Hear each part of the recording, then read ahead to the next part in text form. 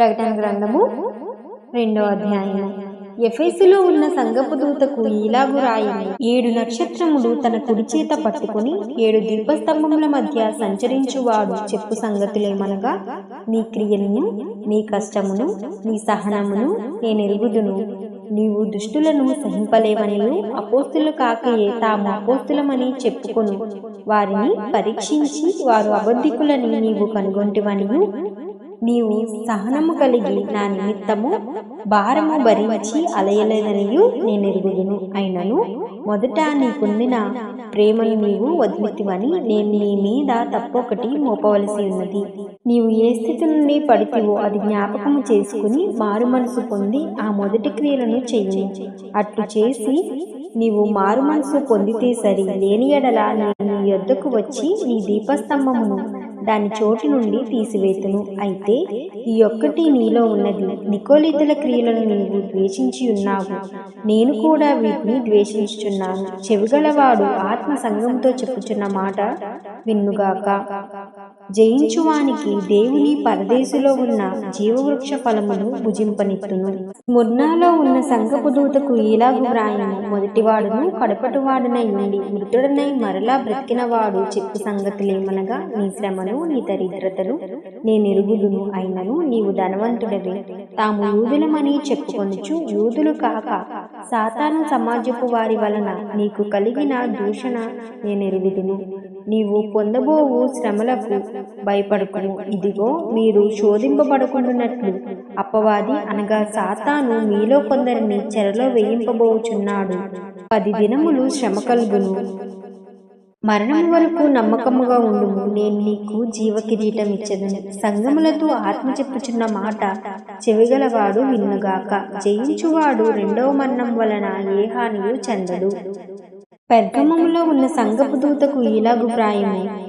వాడి అయిన 2 అంచులు గల ఖడ్గము గలవాడు చెప్పు సంగతులేమనగా, సాతాను సింహాసనమున్న స్థలములో నీవు కాపురమున్నావని నేనెరుగుదును. మరియు సాతాను కాపురమున్న ఆ స్థలములో నా యందు విశ్వాసివై ఉండి నన్ను గూర్చి సాక్షి అయి అంతియోపియా అనువాడు మీ మధ్య చంపబడిన దినములలో నీవు నా నామమును గట్టిగా చేపట్టి నా యందలి విశ్వాసమును విసర్జింపలేదని నేనెరుగుదును. అయినను నేను నీ మీద కొన్ని తప్పులు మోపవలసి ఉన్నది. అవేవనగా, విగ్రహములకు బలి ఇచ్చిన వాటిని తిన్నట్లును, జారత్వము చేయునట్లును, ఇశ్రాయేలుకు ఉరిగొడ్డమని బాలాకులకు నేర్పిన బిలాము బోధను అనుసరించువారు మీలో ఉన్నారు. అటువలనే నికోలితుల బోధన అనుసరించువారు నీలో ఉన్నారు. కావున మారు మనసు పొందుము, లేని ఎడల నీ యొద్దకు త్వరగా వచ్చి నా నోటి నుండి వచ్చు ఖడ్గము చేత వీరితో యుద్ధము చేసేదను. సంగములతో ఆత్మ చెప్పుచున్న మాట చెవిగలవాడు విన్నుగాక. జయించువానికి మరుగై ఉన్న మన్నాను భుజింపనిత్తును, మరియు అతనికి తెల్లని వస్త్రమునిత్తును. ఆ రాతి మీద చెక్కబడిన ఒక కొత్త పేరును పొందిన వానికే గాని అది మరి ఎవరికి తెలియదు. తుయాతైరాలో ఉన్న సంఘపు దూతకు ఇలాగు వ్రాయుము. అగ్నిజ్వాలల వంటి కనులను, అపరంజిని పోలిన పాదములు గల దేవుని కుమారుడు చెప్పు సంగతులేమనగా, నీ క్రియలను, నీ ప్రేమను, నీ విశ్వాసమును, నీ పరిచర్యను, నీ సహనమును నేనెరుగుదును. నీ మొదటి క్రియల కన్నా నీ కడపటి క్రియలు మరి ఎక్కువైనవని ఎరుగుదును. అయినను నీ మీద తప్పొకటి మోపవలసి ఉన్నది.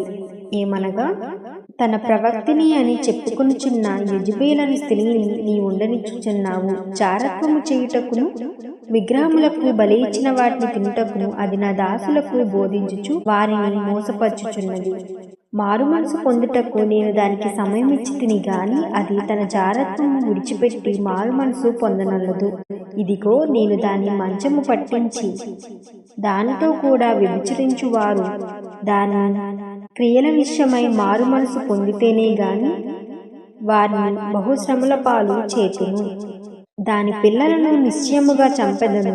అందువలన అంతరంద్రియములను హృదయములను పరీక్షించువాడును నేనే అని సంఘములన్నీ తెలుసుకొను. మరియు మీలో ప్రతివానికి వాని వాని క్రియల చొప్పున ప్రతిఫలమిచ్చెదను. ఆమేన్. అయితే తుయాతైరాలో కడమవారైన మీతో అనగా ఈ బోధను అంగీకరింపక సాతాను యొక్క గూఢమైన సంగతులను ఎరుగమని చెప్పుకొని వారందరితో నేను చెప్పినదేమనగా, మీపైని మరి ఏ భారమును పెట్టను. నేను వచ్చి వరకు మీకు కలిగిన దానిని గట్టిగా పట్టుకొనుడి. నేను నా తండ్రి వలన అధికారం పొందినట్లు జయించుచు అంతము వరకు నా క్రియలు జాగ్రత్తగా చేయువానికి జనుల మీద అధికారం ఇచ్చెదను. ఉపదండముతో వారిని ఏలును. వారు కుమ్మవాని పాత్ర వలె పగలగొట్టబడుదురు. మరియు అతనికి వేకువ చుక్కనిచ్చెదను. సంగములతో ఆత్మ చెప్పుచున్న మాట చెవిగలవాడు విన్నుగాక.